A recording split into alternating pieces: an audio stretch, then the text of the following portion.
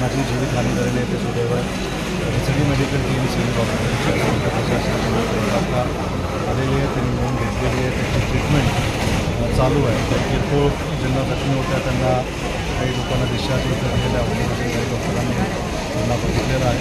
बाकींचे उपचार सध्या चालू आहे. काही क्रिटिकल किंवा सिरियस पेशंट आहे त्यांच्यावर उपचार सध्या चालू आहे. आज माहिती आपल्या वैद्यकीय विभागाचे डॉक्टर आपल्याला देऊ शकतील.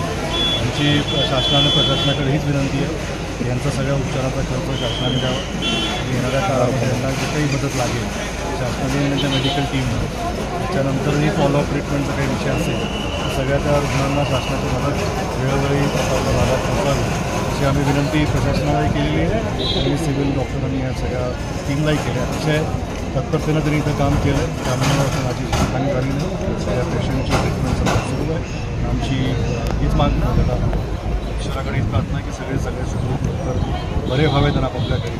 काही पेशंटचे आता पूर्ण हात तुटले पाय काय शासनाने जी काही मदत करणं त्यांना अपेक्षित आहे. आता मेडिकल ट्रीटमेंटनंतर जो काही त्याचा अहवाल येईल पुढच्या ट्रीटमेंटसाठी जे डॉक्टर सांगतील त्यांना जे काही आर्थिक मदत लागेल तर शासनाने पूर्णतः मदत त्यांना त्याच्या उपचारासाठी करावी अशीच आमची मागणी राहील. भैया जिथं अपघात झाला ना त्याच्या अगोदर देखील वारंवार अपघात झालेले स्पॉट आहे ज्या ठिकाणी सातत्याने अपघात होते मृत्यूमुखी लोक पडते आणि हा सगळा विषय CCTVवर देखील आपण पाहत आहे की ज्या पद्धतीची ती क्रॉसिंग आहे ती ॲक्सिडेंट करून झाल्यासारखं असं आढळतं.